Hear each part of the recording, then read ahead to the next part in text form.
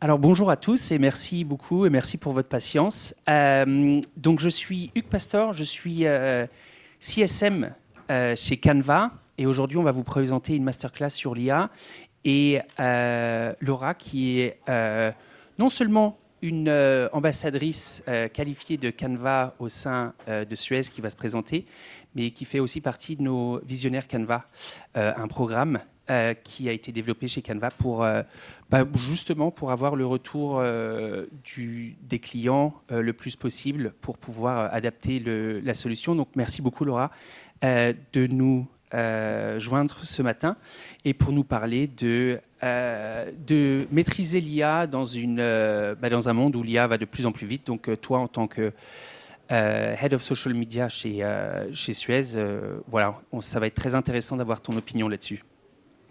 Merci Hugues. Du coup, je ne vais pas me présenter plus que ça. Donc, je suis responsable du pôle social média du groupe Suez.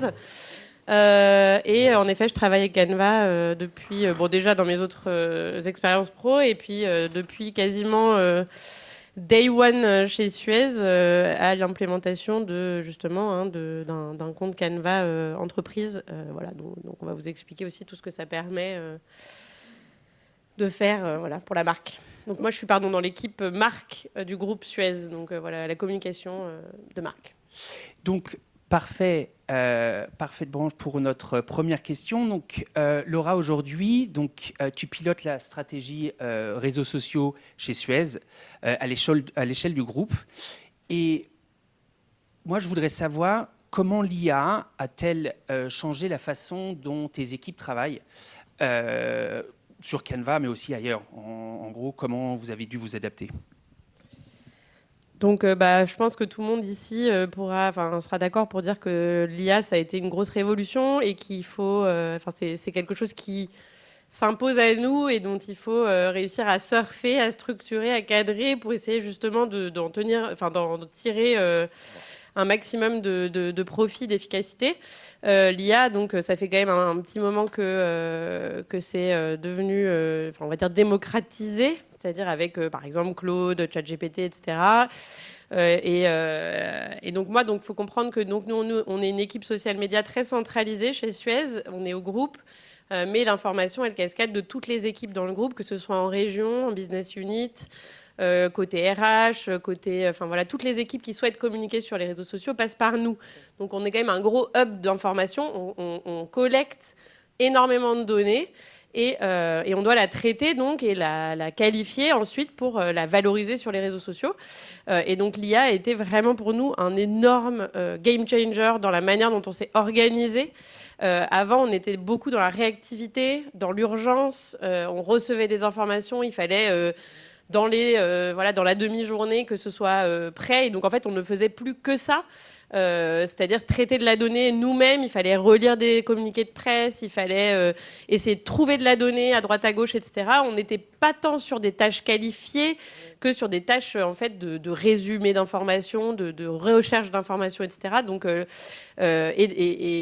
donc en fait, autant sur la partie éditoriale que sur la partie créative, ça nous a permis quand même cette réactivité, cette flexibilité. On a rapidement, moi, dans l'équipe, au sein de mon équipe, donc on est 5 aujourd'hui, on a mis en place vraiment un système de collaboration sur qui utilise quelle IA, qu'est-ce que vous en tirez, comment est-ce que vous pouvez partager votre expérience aux autres personnes de l'équipe pour qu'on soit toujours plus efficace. On est constamment en train de tester des prompts, en train de tester des nouvelles choses, que ce soit sur Canva ou sur d'autres IA. On a même parfois, donc alors très rarement, mais ça nous arrive de faire des contenus carrément générés par l'IA, visuels, plutôt dans le cadre de, donc typiquement là, sur le poisson d'avril, voilà, on s'en est servi, on a fait du contenu généré par l'IA. Mais voilà, c'est vrai que ça a été une petite révolution chez nous. Et ça a vraiment permis de restructurer et de se refocaliser vraiment sur tout ce qui était stratégique, sur tout ce qui était réflexion éditoriale, sur quel angle on veut prendre, sur quel contenu irait le mieux pour ça. En fait, sur des choses qui vont permettre de vraiment faire monter en valeur les contenus qu'on va partager sur les réseaux sociaux et plus être simplement dans le traitement d'informations et partage de communiqués de presse, d'informations de manière un peu brute en fait. On est beaucoup plus dans dans la qualification des contenus qu'on va publier. Et donc ça, c'est vrai que ça a été, ça a révolutionné aussi la manière dont les équipes travaillent, certainement. Mais c'est un point intéressant que tu nous donnes là, parce que c'est pas la première fois qu'on l'entend.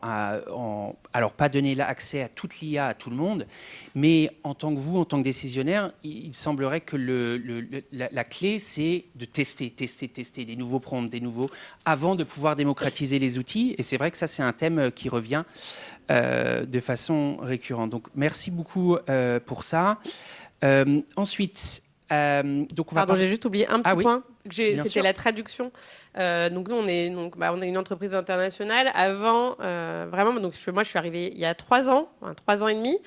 Quand je suis arrivée chez Suez, donc je suis bilingue anglais au groupe, je récupérais tous les CP en anglais pour les relire derrière l'entreprise de traduction pour m'assurer que parce que moi c'est quand même Suez, c'est une boîte très franco-française et donc il fallait que moi je vérifie Laura en tant que personne que le CP il n'y avait pas de grosses fautes d'orthographe ou de gros problèmes dans la traduction qui nous avait été envoyée par une agence. Aujourd'hui, on passe quand même toujours par des agences pour les grosses traductions, etc. Mais en revanche, on peut aussi...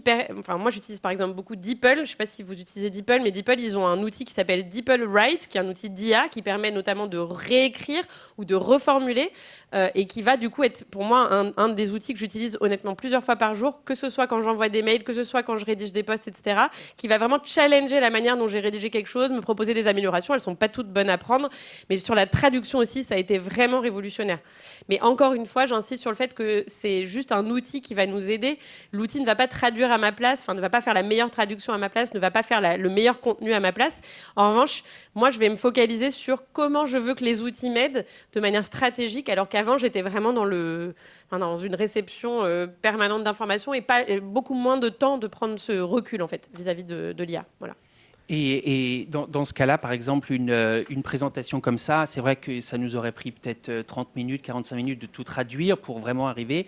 Avec Canva, c'est vrai que la fonction, enfin même moi, quand j'ai commencé chez Canva, la fonction de pouvoir traduire tous les slides en une fois dans n'importe quelle langue qu'on supporte, c'est vrai que ça a été... Bon, après, il faut revoir un petit peu. Comme tout sur l'IA, de toute façon, il faut toujours un passage par l'humain à la fin, mais c'est vrai que ça fait beaucoup de heavy lifting. Alors, on en vient maintenant à l'IA qui se démocratise. Donc, chez Suez, vous avez publié plus de 100 000 contenus sur les 12 derniers mois. On parlait justement des datas avant. Donc, chaque équipe peut produire, publier, diffuser sans forcément passer par la com centrale. Chez Suez, comment les leaders font en sorte de garder la main sur le contenu et de maintenir la cohérence de marque? Ouais, donc il faut comprendre que nous, on a développé ce contrat, ce compte Canva Entreprise en partant d'un constat simple qui était qu'aujourd'hui, dans l'entreprise, il y a énormément de gens qui utilisaient déjà Canva, mais avec des comptes gratuits, de manière donc totalement libre, mais en même temps sans avoir forcément les éléments graphiques et les besoins tout ce dont ils auraient besoin pour que ce soit à la charte et que ce soit qualitatif. Et donc partant de ce constat-là, qui est un constat d'usage en fait, et c'était de se dire comment est-ce que nous on arrive, sans évidemment être dans le contrôle, mais à livrer des choses qui vont permettre de vraiment élever la qualité des contenus. Et donc en fait ce qu'on a fait, c'est qu'on a vraiment développé ce plan. Nous on est sur un système tout à fait de manière transparente, on a choisi d'imposer les licences Canva aux personnes qui veulent travailler sur un compte Canva chez Suez. Donc avec un compte avec le mail suez.com, ils sont obligés de passer par une licence payante. Parce que, en fait, en contre-échange, nous, on les intègre donc dans cet écosystème Canva et on leur donne donc accès à énormément de choses qui vont faciliter en fait leur création de contenu. Donc moi, je suis dans l'équipe social média, mais c'est pas seulement du contenu social média. On y reviendra après. Mais du coup, c'est vrai que nous, ça nous a permis, donc on a travaillé étroitement avec la marque, de travailler vraiment sur tout l'environnement Canva Suez, dans lequel on va mettre des choses très simples, hein, les polices de la charte, les logos, les couleurs, la voix de marque. Comme ça, s'ils veulent générer des contenus avec l'IA, ils peuvent utiliser la voix de marque Suez. On a mis des photos, des photos qu'ils peuvent utiliser. Du coup, s'ils font des présentations, on a un stock de photos qui sont en fait des photos de notre brand center qu'on a aussi intégré à Canva pour leur donner justement cet accès-là. Il y a des icônes de la marque.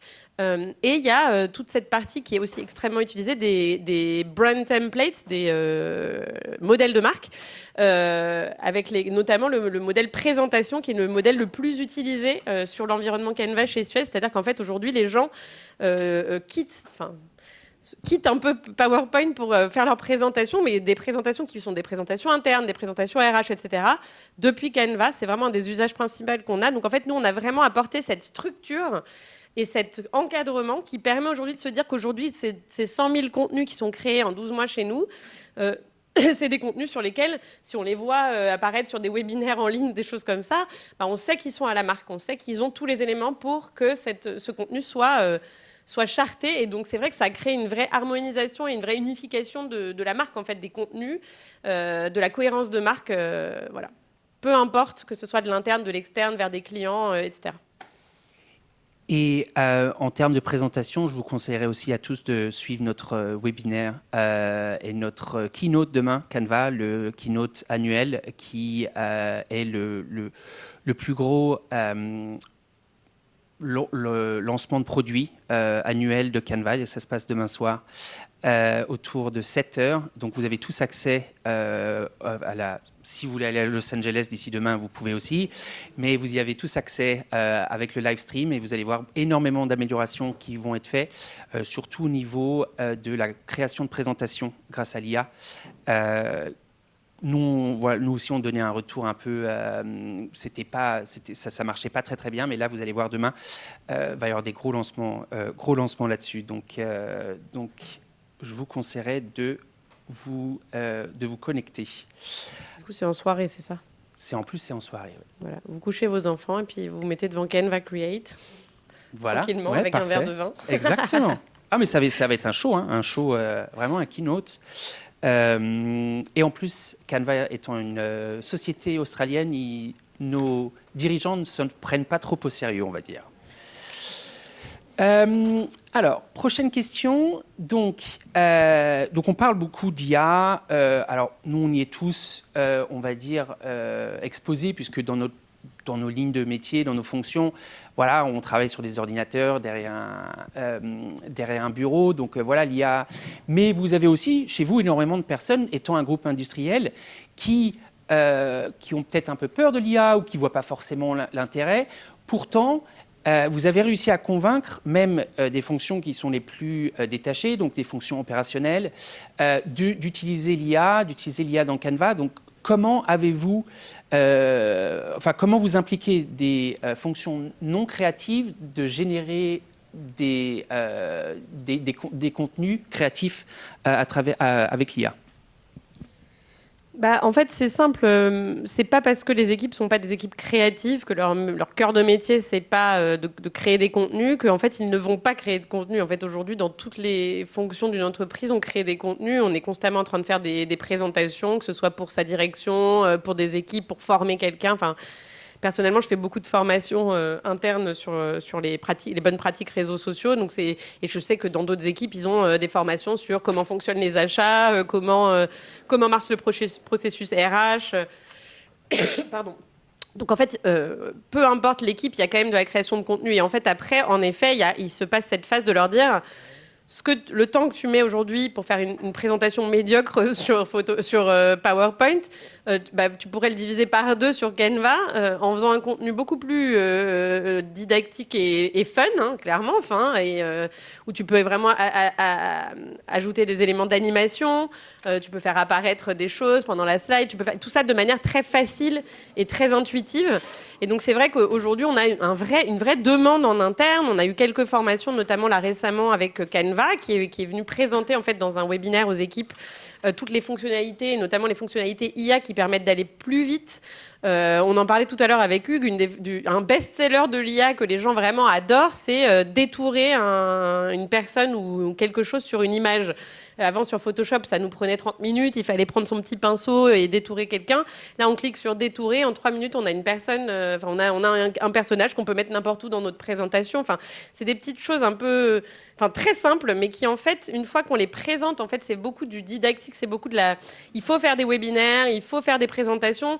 Les gens, ils sont curieux, mais ils n'ont pas forcément le temps. Une fois qu'ils se sont lancés, vraiment, après, c'est once you go Canva, you never go back. Une fois qu'ils sont vraiment lancés sur Canva, qu'ils voient vraiment le temps qu'ils peuvent gagner avec, versus Photoshop, etc. Et puis aussi, soyons honnêtes, aujourd'hui, on est tous dans une logique d'économie. On nous demande de faire des économies partout. Les licences Adobe, ça coûte extrêmement cher. Et c'est au final réservé quand même à une audience qui est très qualifiée. C'est plutôt des designers, c'est plutôt des communicants. Aujourd'hui, Canva, nous, la division de la licence pour faire exactement la même chose. Enfin, je veux dire, on reste un groupe industriel. On n'est pas un créateur de contenu en soi. Alors oui, on crée du contenu, mais on a aussi besoin d'avoir des outils qui vont vraiment nous accompagner. Et pour le coup, moi, j'en suis totalement convaincue. Canva, aujourd'hui, c'est l'outil qui va vraiment nous permettre de démocratiser à tous les niveaux, parce qu'on peut aussi parler d'âge. C'est sûr que Canva, au départ, c'est quand même un outil très étudiant. Quand on regarde, c'est plutôt les étudiants qui font leur CV ou leur petite création personnelle sur Canva, et qui aujourd'hui, du coup, en fait, moi, clairement, ancienne étudiante, j'ai eu Canva il y a de nombreuses années.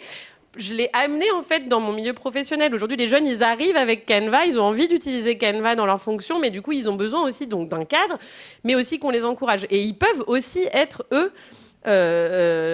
dans cette intergénérationnalité je ne sais pas si ça se dit, mais en gros d'aller voir leur collègue qui a 50 ans mais qui a besoin de faire une présentation et de lui montrer en vraiment 5 minutes.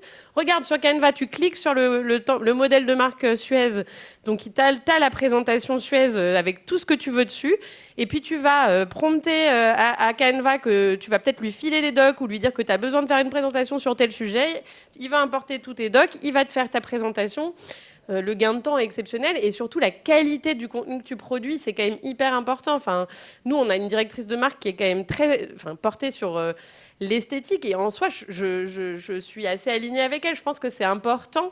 Ça donne aussi de la valeur à ce qu'on fait quand on le fait de manière qualitative. Enfin, je veux dire, quand on arrive dans une réunion et qu'on a une présentation qui est très belle versus une petite... Enfin, je veux dire, ça donne de la crédibilité à ce qu'on dit aussi. Donc je pense que tout ça, c'est vraiment un cercle vertueux. Mais c'est sûr qu'il y a toute une phase d'acclimatation des gens à l'IA. Et voilà. Et donc là, on parlait de Canva, mais j'en parlais aussi tout à l'heure avec Hugues. Donc moi, j'anime aussi le programme ambassadeur chez Suez.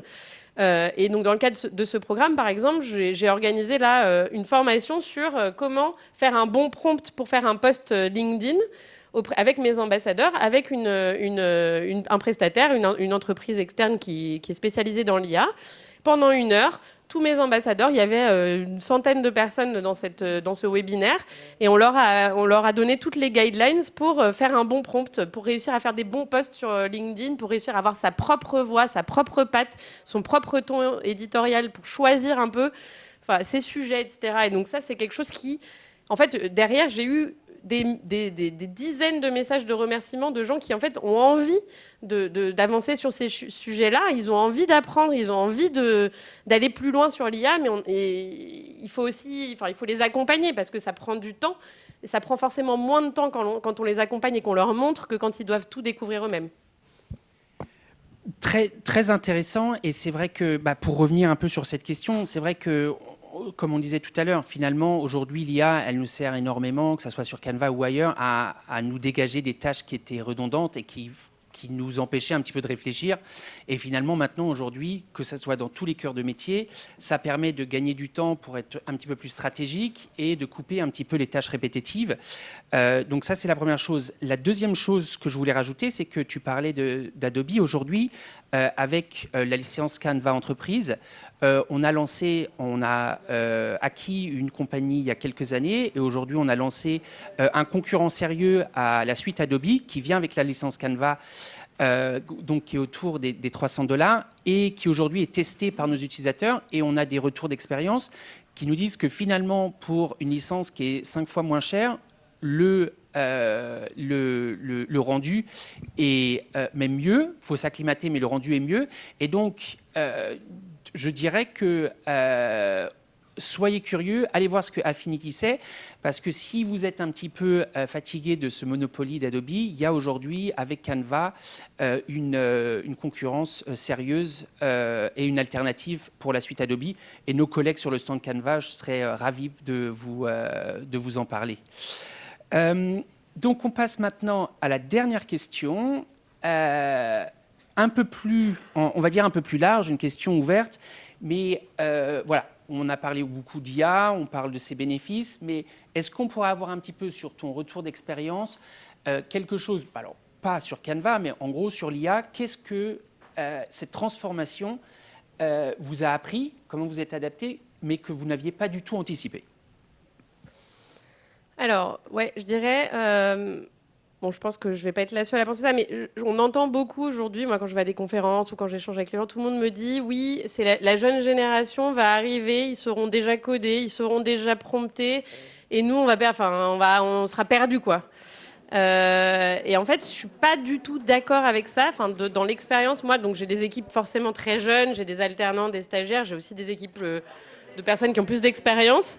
Et en fait, ce mélange-là, cette collaboration entre des gens qui vont avoir plutôt la compétence de la vision, de la stratégie, de la compréhension de nos métiers, de la compréhension de ce que c'est que de communiquer, en fait. Parce que communiquer, c'est un vrai métier. Donc, en fait, de comprendre qu'est-ce qui se passe derrière la communication, comment est-ce qu'on réfléchit quand on... En fait, tout ce qu'on a pu faire dans le passé, justement, ce traitement de l'information, c'est quelque chose qui est essentiel aujourd'hui quand on veut monter en compétence sur l'IA, de manière générale. C'est-à-dire que tout le monde le sait ici, si on fait un prompt qui est mauvais, bah derrière l'IA, elle va nous sortir un truc qui est mauvais. Et donc, en fait, si on arrive sans expérience, sans compétence, sans compréhension de vraiment ce qu'on cherche à faire, eh ben, on va se paumer, en fait. On va se paumer dans l'IA et on va y passer plus de temps. Enfin, moi, je vois, j'ai des collègues plus jeunes, ils passent en fait beaucoup de temps à faire un prompt parce qu'en fait, ils commencent par un prompt un peu light. Après, ils se rendent compte qu'en fait, les 3/4 des éléments manquaient, donc il faut les rajouter au fur et à mesure. Donc, en fait, ils discutent avec l'IA pendant